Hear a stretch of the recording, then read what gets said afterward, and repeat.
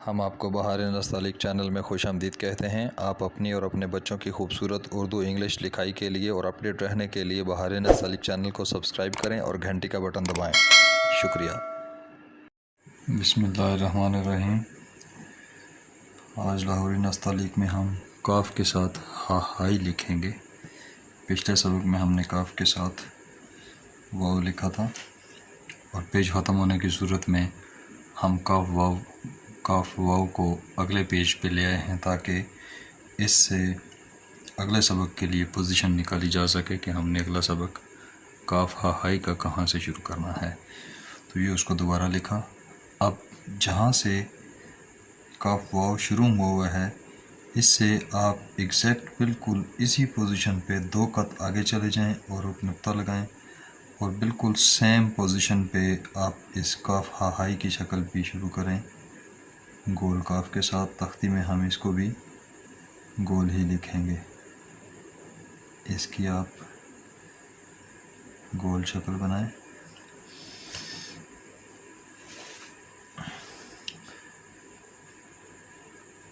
یہ بالکل اسی طرح سے کہ اس طرح سے ایک خط سے فاصلے پہ رہنا چاہیے اور یہاں اس کے سینٹر سے یہ آپ اس کا بالکل ایگزیکٹ سینٹر میجر کریں اور 1.25 خط کے فاصلے پہ ایک نقطہ لگائیں کہ آپ نے اس کو یہاں سے جو کرو نیچے والی ہے کے لیے دینی ہے ہائی مربولی کے لیے وہ آپ یہاں سے دیں گے، دوسرے والی کو باہر والی سائڈ سے دیں گے۔ اب اس کو مزید اندر نہیں کریں گے، یہ تنگ ہو جائے گا۔ یہ آپ نے ہلکا سا مت دے دی باقاعدہ کہ یہ کمزور ہے، یہاں سے یہ مضبوط ہے اور پھر یہ آہستہ سے کمزور ہوتی ہوئی نیچے آ رہی ہے، ایک پوری جیسے ایسے پوری قلم کی چال ہے۔ یہاں سے پھر آپ اس کی ہے نکالیں گے دوسری، یہ اس طرح سے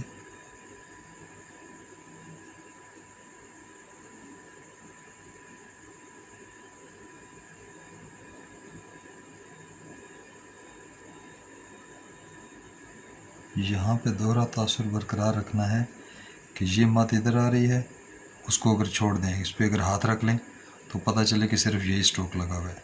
اب اگر یہ والا سٹروک چھوڑ دیں تو صرف اس کو آبزرو کریں، اس کو، تو پتہ چلے کہ یہ بالکل یہی ایک سٹروک لگا ہوا ہے، یہ پیچھے کچھ بھی نہیں ہے۔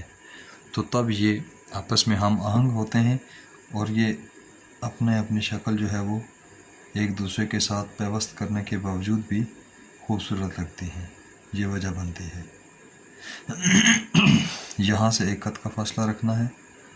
یہ میزان یاد ہوں تو اس کے مطابق لکھتے جائیں تو آسانی ہوتی ہے، ورنہ دقت ہوتی ہے کہ لفظ کھلے اور تنگ ہو جاتے ہیں۔ یہاں سے آپ نے اس کی نیچے والی آنکھ بنانی ہے، یہاں پہ کمر دیں اس کی، یہاں سے پھر نوک کے ساتھ اس کی آپ بڑی رے بنا دیں۔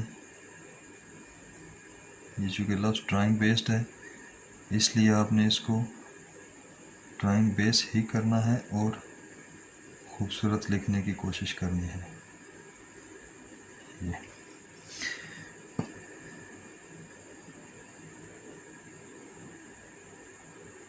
اس طرح سے۔ اب یہاں سے آپ اس کی اوپر والی آنکھ بنائیں گے، یہ بالکل ایسے جیسے یہ آ رہا ہے، یہاں سے یہ آ رہا ہے، اور اسی طرح سے یہ جو اوپر بناتے ہیں یہ بھی بالکل اس طرح سے آ کر یہ اس کے بیچ میں پیوست ہونا چاہیے، یہ پیوست ہونا چاہیے، یعنی ان کی شکلیں اس طرح سے آ کے بیچ میں جانی چاہیے، نہ کہ صرف اس طرح سے ٹچ ہو جانی چاہیے، پھر وہ بوجھل اور بھاری ہو جاتے ہیں۔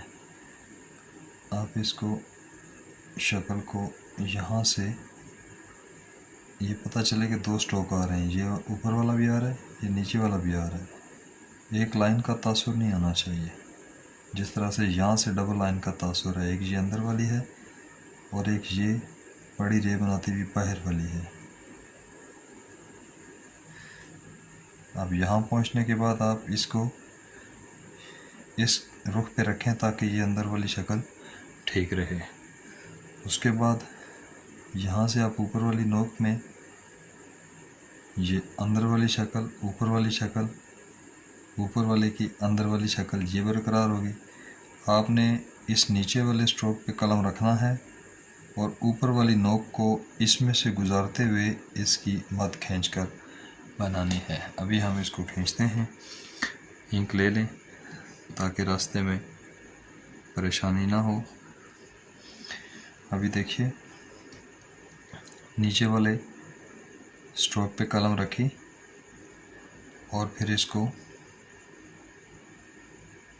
ऊपर वाली नोक को उस पे से गुजारते हुए ले गए। ये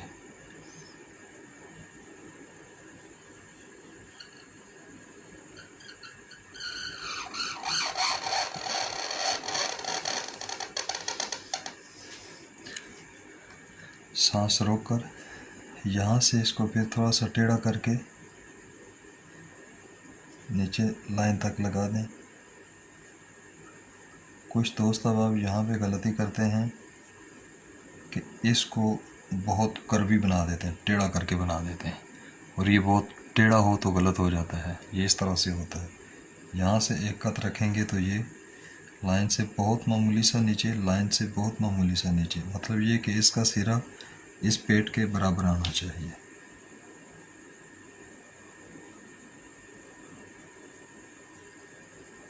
ये मद इस तरह से कट वाली लगती है, ये और यहाँ से ये वाली। इसका स्टार्टिंग इसके बीच में पेवस्त हो जाता है, इस है की आँखों को खूबसूरती देने के लिए। और ये जो यहाँ से इसकी खींचते हैं, लंबा खींचते हैं, यहाँ से स्टार्टिंग में इसकी अपनी शक्ल है, ये सीन वाली शक्ल नहीं होती है। अब इसकी कश देते हैं।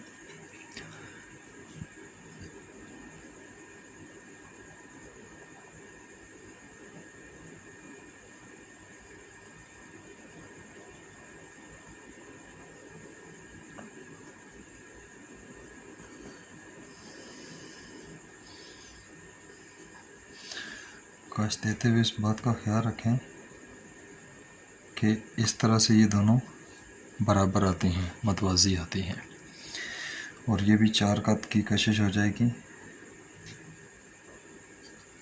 और ये फासला 1 कत का होगा और यहाँ से फासला 1.25 कत का फासला रखेंगे। यहाँ पे 1 कत का फासला होगा और यहाँ से अगर मैयर करें, ये नीचे वाली आँख की ये जो कमर बनी और इस है का ये दरमियानी फासला ये 1.25 कत में आएगा।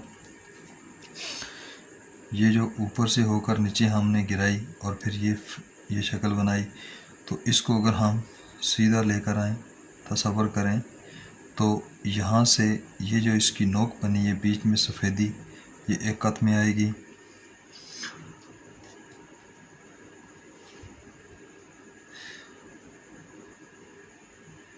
पौने कत में, ये 1.25 कत में आएगी, 1 कत में नीचे लटक जाएगी। ये 1.25 कत है, ये 1.25 कत है ये वाला। और है की जो आँखों की शक्लें हैं, ये हम मुफरदात में पढ़ चुके हैं, ये हमने उन्हीं को जहन में रखते हुए ये बनाई हैं और ये बिल्कुल वैसे ही हैं। अभी हम यहाँ से अगर इसको मैयर करते हैं तो ये 1 कत से फासले से हम इसको अगर ये मैश करते हैं, 1 2 3 4 5 6 7 8 9 10 11, तकरीबन 11 कत में आ गई। ये 1 कत हो गया, ये इसकी पैमाइशें हो गई हैं। अभी देखिए, साथ साथ मैंने काफ़ी डिटेल बता दी है कि जिन चीज़ों का ख्याल रखते हुए जाना है वो वही होती हैं। अब दोस्तों की जो गलती होती है वो क्या क्या होती है। अभी देखिए, एक गलती ये होती है कि जब वो ये वाला काफ बनाते हैं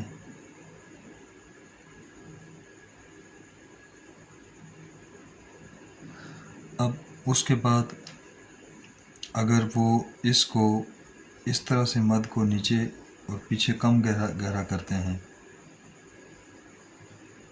تو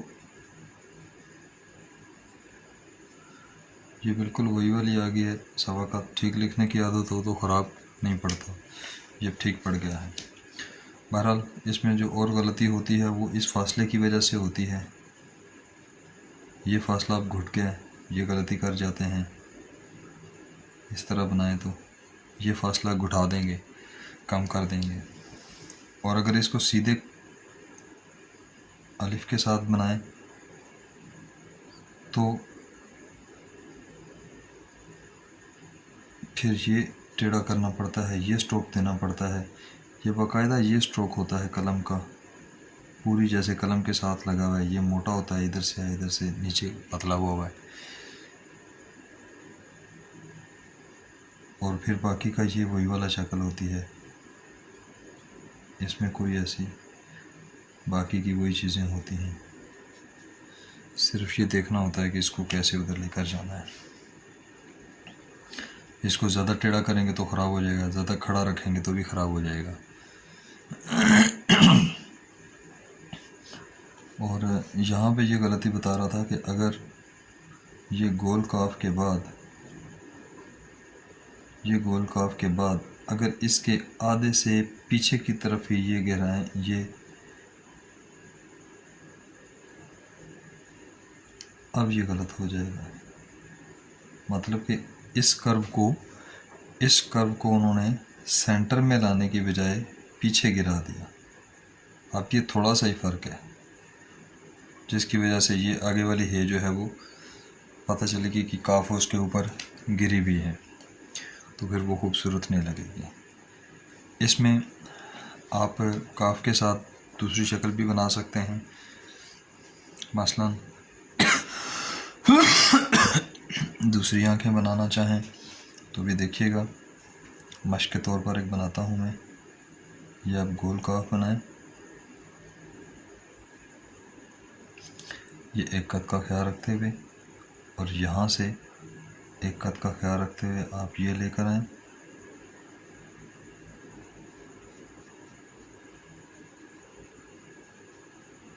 یہاں سے آپ یہ والی ہے بنائیں،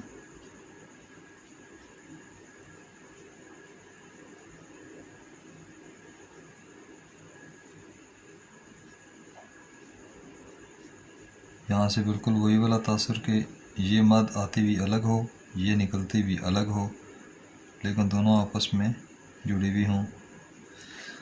اب یہاں پہ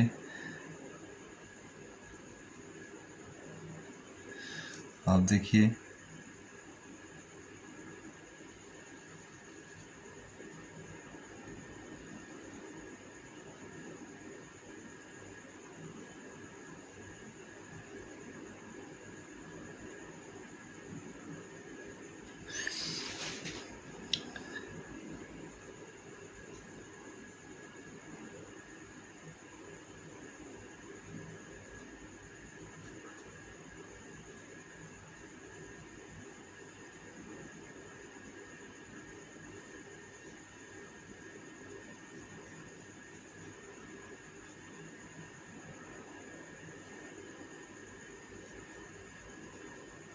جی آپ اس کو بنائیں،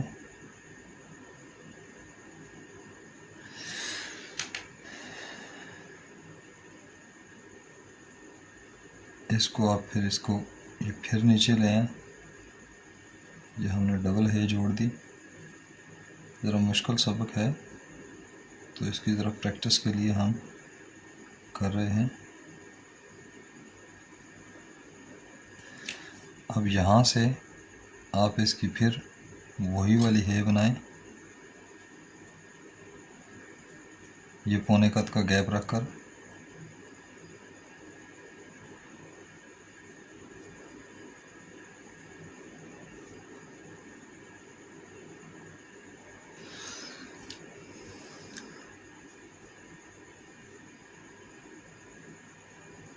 یہ ہے ہو گئی۔ اب یہاں سے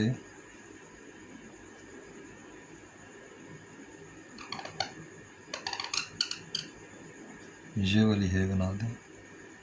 ساری ہے کی پریکٹس ہو گئی. جتنے بھی قسم کی ہے تھی کاف کے ساتھ. یہ تو ہم ویسے بھی بنا سکتے ہیں، لیکن چونکہ کاف کا سبق چل رہا ہے تو ہم کاف کی تختی کے ساتھ اس کی ذرا مشق کر رہے ہیں. تو یہ دیکھیے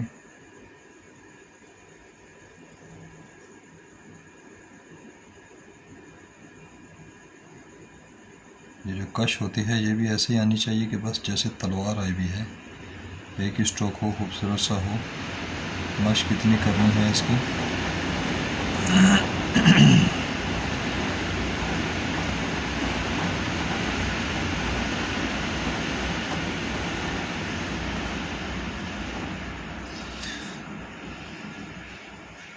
اب دیکھیے یہ فاصلے، اس کو ہم تھوڑا سا ٹھیک کر لیتے ہیں. یہ بھی ایک سبق کا حصہ ہی ہوتا ہے کہ جو چیزیں تھوڑی سی بوجھل ہو جائیں آپ ان کو تھوڑا سا صفائی کر لیں. بالکل اسی طرح سے جس طرح مستری دیوار پلستر کرنے کے بعد فوم لگاتا ہے، لوہے کا گرمالا لگاتا ہے، فوم لگاتا ہے تاکہ اس کا پلستر بہت خوبصورت ہو. جس طرح ویلڈر ویلڈ کرنے کے بعد گرائنڈر لگاتا ہے تاکہ اس کی ویلڈ شدہ چیز جو ہے وہ سموتھ ہو جائے، خوبصورت ہو جائے. اور جس طرح رنگ کرنے والا بندہ بار بار اس کو برش چلاتا ہے تاکہ میرا پینٹ جو ہے وہ پچھلے پینٹ کے ساتھ ہم آہنگ ہو جائے، خوبصورت ہو جائے. یہ ہم نے اس کو اسی طرح سے خوبصورت کر دیا ہے. اگر وہ لوگ خوبصورت کر سکتے ہیں تو ہم تو یہ کتابت کر رہے ہیں. یہ الفاظ تو بہت مقدس ہوتے ہیں، اس لیے ان کو بنانا سنوارنا بالکل جائز ہوتا ہے. اسی طرح جس طرح صبح ہم اٹھ کر اپنی کنگھی پٹی کرتے ہیں، شیشے کے سامنے کھڑے ہو کر، آئینے کے سامنے کھڑے ہو کر، اسی طرح سے ان لفظوں کو سے بھی محبت کرنی پڑتی ہے. تب لفظ جو ہیں وہ اپنی خوبصورت شکل میں سامنے آتے ہیں اور خوش ہوتے ہیں. یہ دیکھیے کاف کے ساتھ ہائی ہو گئی. بہرحال میزان اس کے بھی ویسے ہی ہیں جیسے یہ ایک قد کا خیال رکھنا ہے. یہ اس کی اپنی شکلیں ہیں. یہ پونے قد کا گیپ ہے، یہاں پہ پھر آ کے ایک قد کا فاصلہ رکھنا ہے. یہ اس کے سوا قد کا گیپ رکھنا ہے. کش جو ہے وہ اسی طرح سے 4 قد میں آ جائے گی. پیمائشیں وہی والی ہوتی ہیں، صرف ہم نے ان کو اپلائی کرنا ہوتا ہے. ضرورت کے تحت پیمائشوں کو بھی اساتذہ نے چھوٹا بڑا کیا ہے، گنجائش ہوتی ہے. تو یہ ہمارا آج کاف ہائی کا سبق تھا. اگلے سبق میں ہم کاف کے ساتھ ایک چھوٹی ہے الگ سے پڑھیں گے، اور وہ پلیسنگ کے حوالے سے پڑھیں گے کہ اس کو کہاں پہ رکھا جائے تاکہ وہ ہمیں تنگ نہ کرے اور ہم اس سے تنگ نہ ہوں. یہ ہمارا آج کا سبق تھا. آپ کو اگر بہار نستعلیق چینل سے فائدہ ہو رہا ہو تو آپ ان ویڈیوز کو لائک کریں، شیئر کریں تاکہ جتنے بھی دوست احباب ہیں وہ ان سے مستفید ہو سکیں.